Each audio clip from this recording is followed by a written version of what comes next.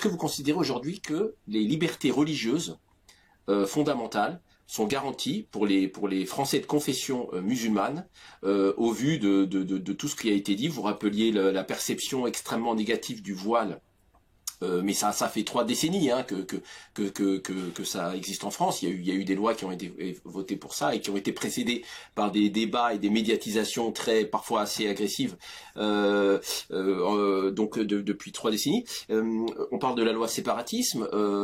Est-ce qu'on n'assiste pas à une réduction progressive du champ des libertés religieuses des Français de confession musulmane? Voilà. Est-ce que vous partagez ce constat ou pas? Non, je pense que ce n'est pas une restriction des libertés religieuses, mais la logique de soupçon crée une torpeur chez des acteurs religieux. Je vais vous donner un exemple précis pour illustrer ma pensée.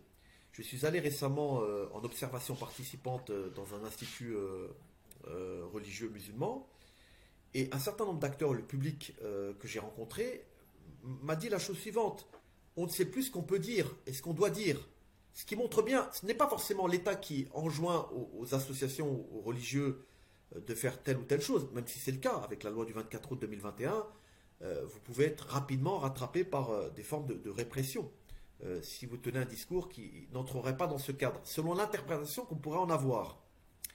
Mais il y a une forme de torpeur qui se crée chez ces individus. Une peur même. Il y a une vraie peur aujourd'hui. Exactement. Je vais donner un autre exemple, deuxième exemple. Un certain nombre d'imams qui tenaient des prêches sur Internet, pour certains d'entre eux, sont partis. Alors il y a la question de l'optimisation fiscale. Il y a aussi des Donc sont partis de France, sont partis à l'étranger. Aux Émirats, exactement, dans le Golfe, etc. Il y a la question de l'optimisation fiscale, mais il n'y a pas que ça. Il y a aussi vraiment une peur physique. Peut-être moins morale, mais au moins physique. Il y a cette peur.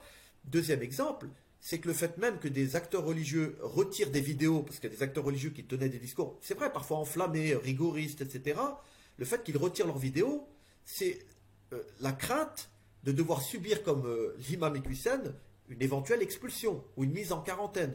Donc cette logique de soupçon, elle a ceci de terrible, elle n'est pas arrimée à des critères objectifs qui vous permettent de dire que si vous faites telle chose, vous allez être réprimé. Il y a un doute permanent vis-à-vis ou à l'endroit de tout ce que vous pourriez faire, précisément. Et c'est cette logique de soupçon qui crée ces conditions délétères. Vous voyez, la loi, elle est beaucoup plus directive, notamment la loi du 24 août 2021 avec la loi le contrat d'engagement républicain, etc. Et elle limite pas les libertés religieuses pour vous, cette loi?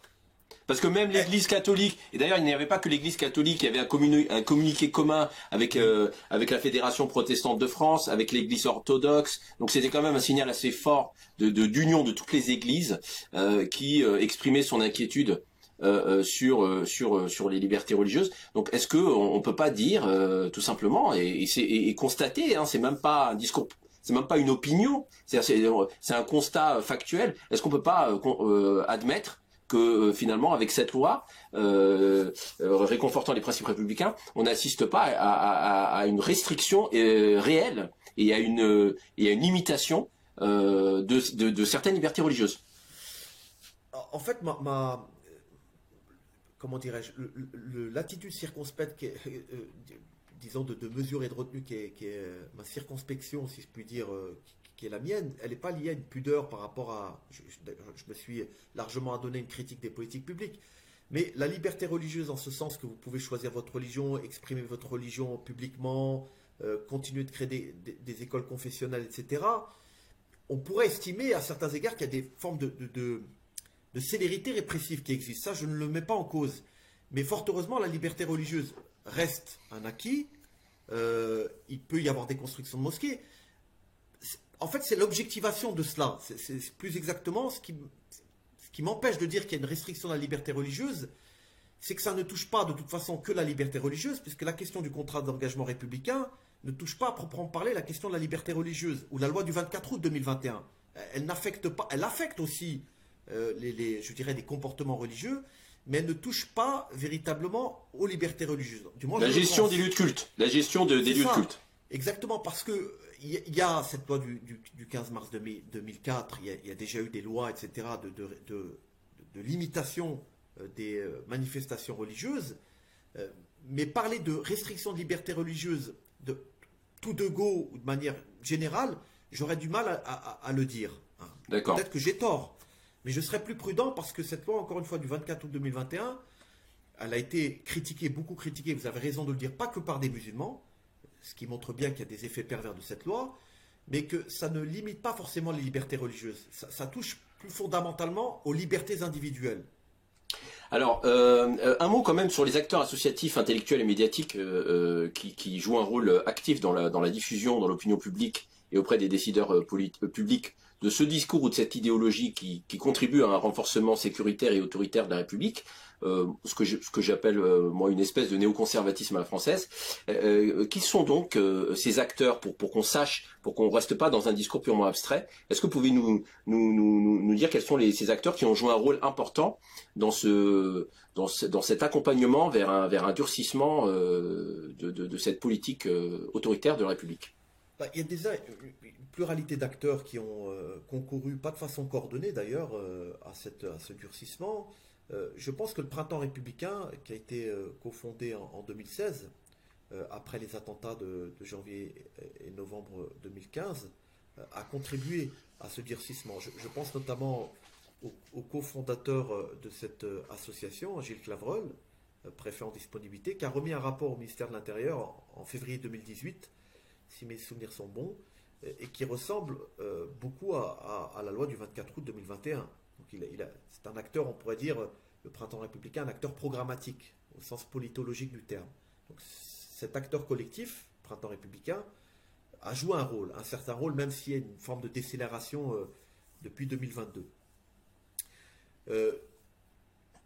Ensuite, vous avez des intellectuels ou des chercheurs, quelques-uns, qui ont, je dirais, qui ont moins été déterminants qu'ils ont accompagné intellectuellement ce durcissement. Il y a des logiques étatiques, les logiques du champ étatique, qui obéissent à certaines logiques qui ne sont pas celles du champ universitaire. Donc je ne voudrais pas laisser penser que ce seraient des universitaires ou ces acteurs associatifs qui auraient véritablement influencé de manière décisive ou définitive les acteurs politiques. Les acteurs politiques étaient déjà disposés en quelque sorte à aller vers ce durcissement, pour telle ou telle raison.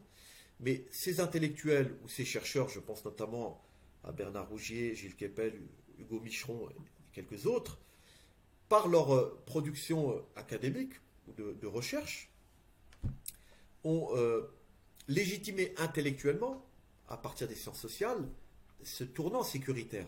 Je pense le dire comme cela. Et ça n'enlève en rien au mérite des uns et des autres dans ce qu'ils ont pu apporter du point de vue académique. Il ne s'agit pas de les délégitimer, mais de dire qu'ils ont au moins contribué à ce durcissement sécuritaire. Et puis ensuite, il y a aussi la patte de certains ministres, plutôt de droite, mais qui ont fait partie de ce gouvernement d'Emmanuel Macron, comme Gérald Darmanin. Vous voyez, donc il y a une série d'acteurs qui ont accompagné. Je ne pense pas qu'ils ont été véritablement la cheville ouvrière, mais ils ont très certainement accompagné ce durcissement sécuritaire.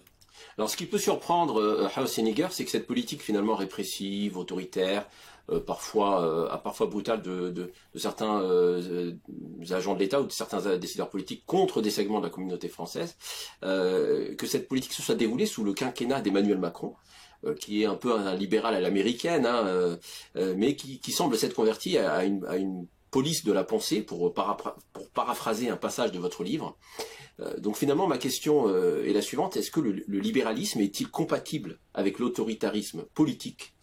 Et une deuxième question plus précise: en quel sens le libéralisme politique de Macron peut-il expliquer les formes les plus hostiles, qu'elles soient verbales ou qu'elles soient administratives, de cette politique contre l'islam de France?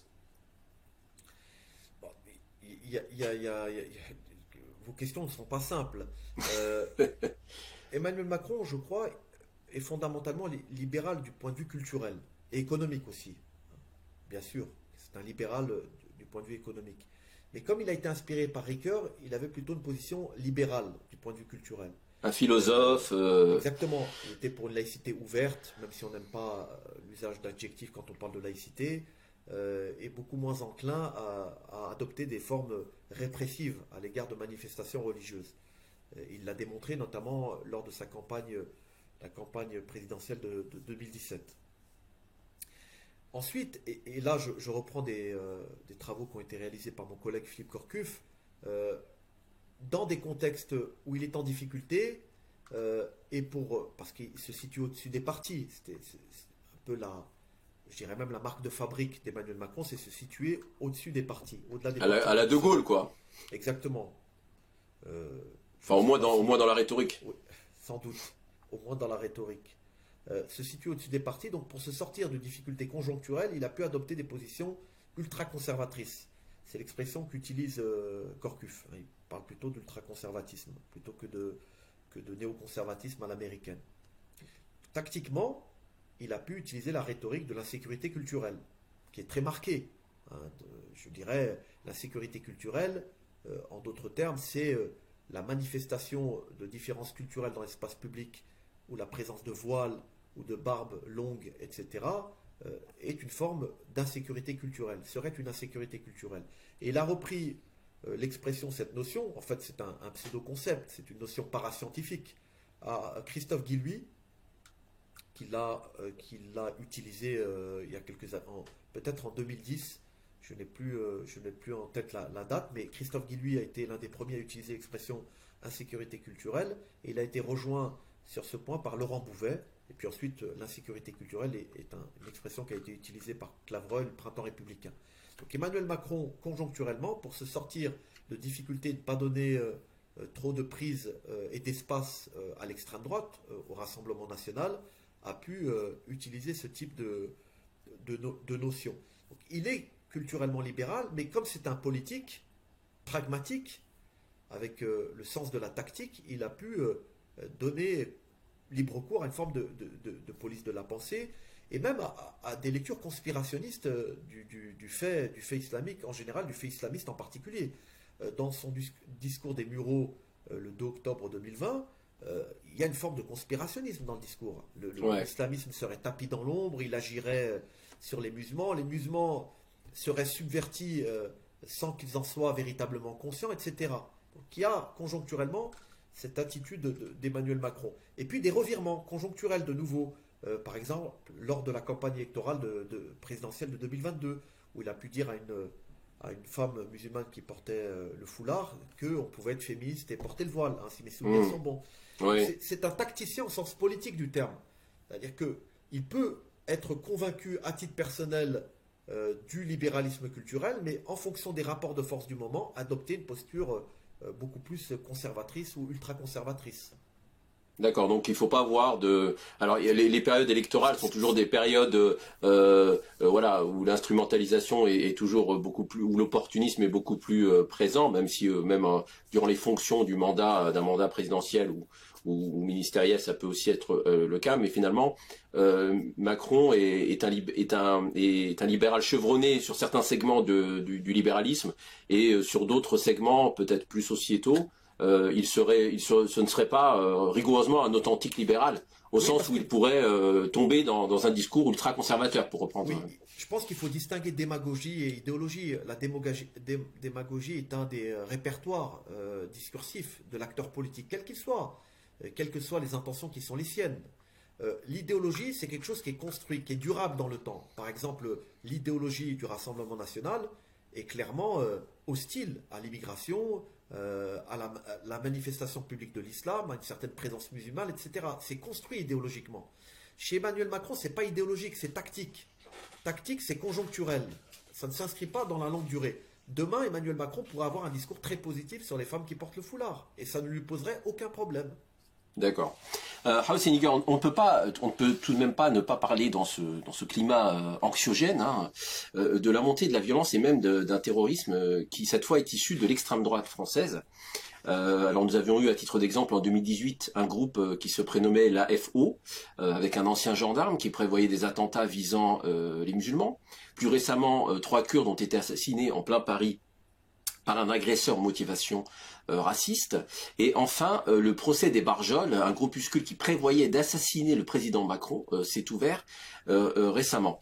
On a vu aussi en arrière-plan la libération de la parole chez certains intellectuels français qui n'hésitent pas, à l'instar de Michel Houellebecq, de faire l'apologie du terrorisme en évoquant des attentats dans des mosquées. Donc c'était dans la revue Le Front Populaire de Michel Onfray, le philosophe Michel Onfray.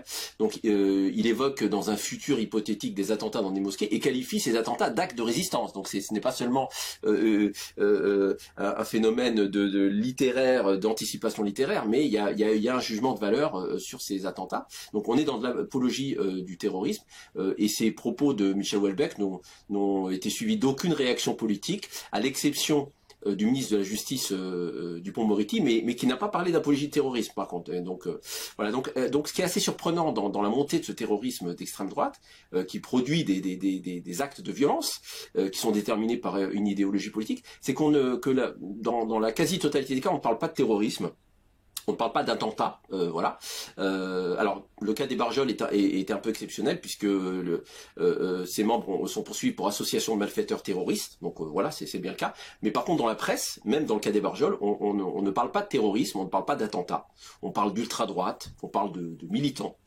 Voilà. Donc, est-ce que vous partagez ce constat? Comment vous expliquez cette réticence à qualifier ce terrorisme comme tel? Et est-ce que finalement le terrorisme n'est pas une notion en France, le terrorisme n'est pas une notion qui est assignée exclusivement à des acteurs musulmans?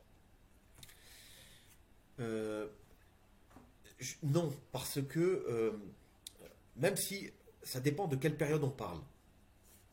D'abord, il y a une difficulté objective dans la définition du terrorisme, qui apparaît plus comme une notion politique que juridique. Je n'entrerai pas dans le domaine du droit qui n'est pas mon domaine de prédilection, mais il y a une difficulté à qualifier le terrorisme. Mais cela dit, ça rejoint votre préoccupation, c'est pourquoi est-ce que l'on comprend et que l'on mesure la difficulté à qualifier un acte de terroriste, tout en étant peu précautionneux quand on parle de l'islam, en lien avec le terrorisme. Et ça, c'est un vrai paradoxe qu'il faut interroger et qui montre qu'il y a peut-être une facilité dans un contexte donné à parler de terrorisme en lien avec des formes extrémistes ou violentes d'islam. Ça, je le concède bien volontiers. Je dirais donc, pour faire une réponse la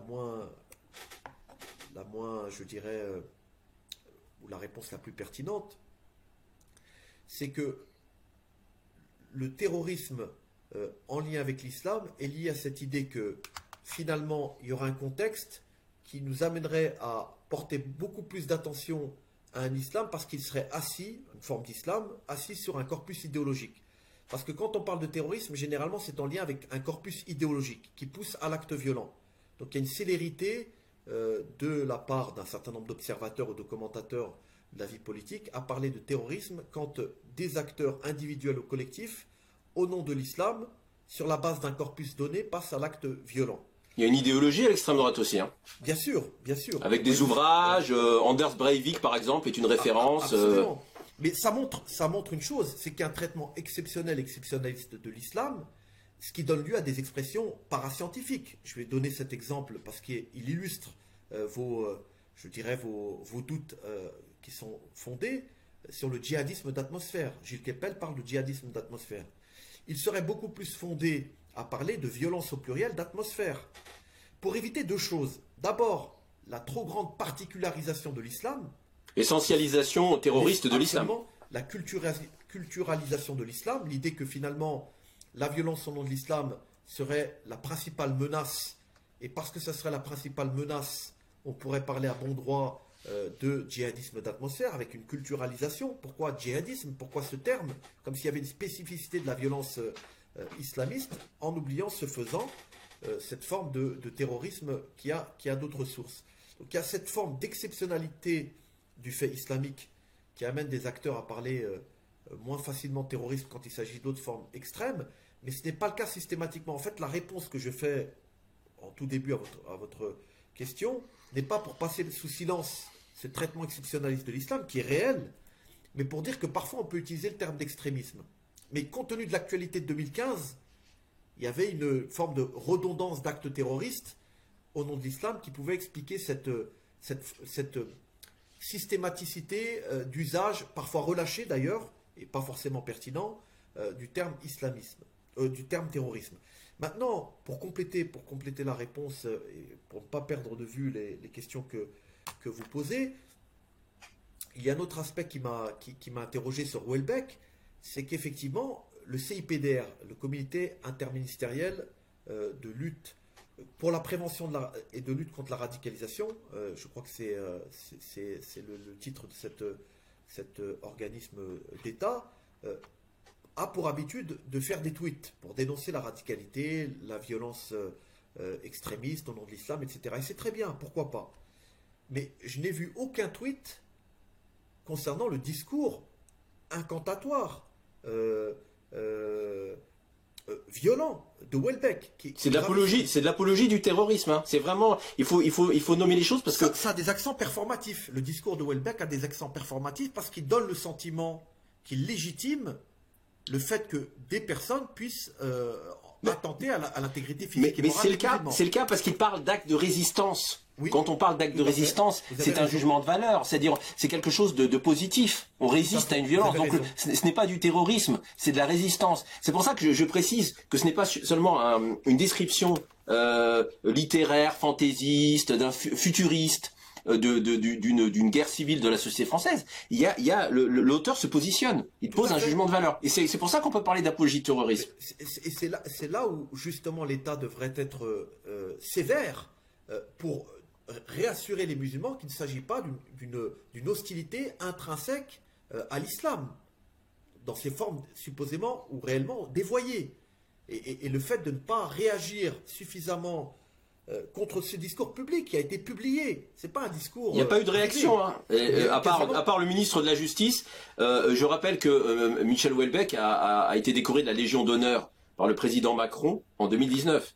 Donc c'est vrai que ça soulève des questions. Ça est légitime, des questions légitimes. Et donc ça appuie ou ça renforce cette idée que le soupçon est porté, notamment par rapport à la question de la violence, est porté essentiellement sur des franges de musulmans de France. Alors avant de conclure cette émission, Hawa Sénégal, je voulais aussi vous poser une question sur les chercheurs. Donc dans ce contexte tendu, où le politique exerce une pression très forte sur la société civile, est-ce que les chercheurs travaillant sur l'islam jouissent-ils encore d'une marge de manœuvre et d'une liberté dans leur travail critique, notamment sur la politique du gouvernement, parce que la critique sur la question de l'islam, les acteurs musulmans, c'est quelque chose qui est une réalité, qui est courant et qui fait partie de ce travail. Par contre, est-ce qu'ils jouissent des mêmes libertés encore aujourd'hui dans leur travail et dans leur analyse critique sur la politique du gouvernement? Est-ce que vous percevez de l'autocensure, vous qui êtes un chercheur et un universitaire, est-ce que vous percevez de l'autocensure, ou existe-t-il un risque professionnel à sortir des limites du politiquement correct sur l'islam? C'est une très bonne question, une fois de plus. Je ne parlerai pas, je réfléchis à cette question parce qu'elle n'est pas aisée, pas du tout, comme toutes les questions que vous avez posées d'ailleurs depuis le début de l'émission, mais je vous en remercie parce qu'elles permettent justement de réfléchir à voix haute. Il n'y a pas forcément d'autocensure, mais il y a un climat qui peut interroger, qui peut inquiéter. Quand des ministres prennent la parole publiquement pour dénoncer l'islamo-gauchisme qui ravagerait l'université, ou des ministres qui ouvrent des colloques très militants contre la supposée culture woke qui se serait emparée des campus universitaires. Ça, c'est inquiétant. Et ça montre une forme d'intrusion dans l'espace académique qui inquiète les universitaires. Mais les chercheurs, les enseignants-chercheurs, n'ont pas de difficultés particulières ou n'ont pas de crainte. En tout cas, moi je ne l'ai pas vu s'exprimer comme cela, mais elle peut exister, cette crainte d'ouvrir un champ de recherche au prétexte que l'État pourrait sévir. Je ne le crois pas. D'ailleurs, il y a des écrits très critiques sur l'intrusion de l'État. Je pense à Claude Gauthier de Lyon, qui a écrit un ouvrage avec sa collègue sur la situation de l'université, le rapport d'un certain État par rapport à l'université, ou Vanessa Codaccioni qui a écrit sur la répression étatique, etc. Donc il y a quand même des chercheurs qui prennent des positions, et je ne crois pas savoir, en tout cas ils n'en ont pas fait état publiquement, qu'ils aient été euh, mis en difficulté ou par quelconque organe étatique que ce soit. Donc il y a encore cette liberté de parole. Il peut y avoir chez certains, encore une fois, je ne l'ai pas entendu, d'autocensure. Mais ce qui est nouveau et ce qui est inquiétant, c'est, je l'ai dit, ces intrusions qui ont eu lieu entre 2015 et 2022, 2017 pardon, et 2022, sur des questions liées aux supposés, on l'a dit, islamo-gauchistes qui ravageraient les universités. Alors ma dernière question, Séniger, alors vous êtes chercheur et je sais que vous êtes astreint à une éthique de neutralité également, mais finalement, quelles sont les solutions qu'il faut envisager pour sortir de cette crise, de ce climat d'anxiété, de tension sur l'islam en France, qui crée une césure psychologique qui n'est pas simple et qui n'aide pas à solutionner cette sortie de crise. Vous qui travaillez sur cette question des rapports entre la France ou entre l'État républicain et la question et l'islam en général, selon vous, quelles seraient les solutions et dans quelle direction faudrait-il aller pour sortir de cette crise? Le chercheur n'est pas hors sol. Il n'y a pas de chercheur objectif. C'est une vieille lune que de croire qu'un chercheur pourrait s'abstraire des conditions spatio-temporelles dans lesquelles il construit son analyse. Donc je n'ai pas de mal à dire que je suis d'une certaine façon engagé pour le bien commun, si je puis dire. Je répondrai de la façon suivante, modestement. D'abord, le discernement. Les acteurs étatiques ont les moyens de leur parole. Ils construisent des politiques publiques. Et donc le discernement est important. De quoi parlons-nous? De quel islam parlons-nous? Et de quel musulman parlons-nous? Première observation que je ferai. Deuxième observation que je ferai, c'est l'État rappelle le devoir d'observance de la loi pour tous et par tous. Il ne doit pas y avoir de contrat parallèle ou de droit parallèle au droit établi. Je trouve scandaleux que l'État encourage, par exemple, la signature d'une charte pour les principes de l'islam de France. Oui. On n'en a pas parlé, mais il y a beaucoup de choses. Hein. Malheureusement, c'est une anomalie. Troisième chose, c'est cesser ce discours martial sur les signes d'appartenance à l'islam dans l'espace public. Je suis choqué et de plus en plus agacé, dois-je aussi ajouter, par ce discours martial au sujet des femmes qui portent le foulard. L'État, ou ceux qui le représentent, n'ont pas à s'exprimer, je dirais, par leur statut, sur la question du foulard. Ils peuvent en penser ce qu'ils veulent, évidemment, à titre individuel. Mais en tant qu'acteur politique, cesser cette moralisation des signes de visibilité de l'islam dans l'espace public. Quatrième chose, c'est regarder en face les violations je dirais, des principes républicains. On parle des principes de la République auxquels l'écrasante majorité des citoyens tiennent par-dessus tout. La liberté, égalité, fraternité. Mais n'oublions pas, et l'État ne doit pas oublier que ce qui prime, c'est la liberté. La liberté d'être ce que l'on peut être ou veut être. Et d'apparaître comme on le souhaite dans l'espace public, de se présenter librement comme on est, dans la multiplicité identitaire qui peut caractériser chacun de nous. Le plus important étant que cette liberté ne doit pas porter préjudice à la liberté des autres. On parle de liberté négative. C'est dans le monde anglo-saxon, la liberté négative, c'est vraiment la liberté de tout faire, sauf ce qui est interdit par la loi, sauf si ça empiète sur la liberté des autres. L'État doit être le garant de cela. L'État n'a pas à être perfectionniste. Il n'a pas à vouloir le bien moral. L'État, en quelque sorte, veille à ce que la justice soit respectée.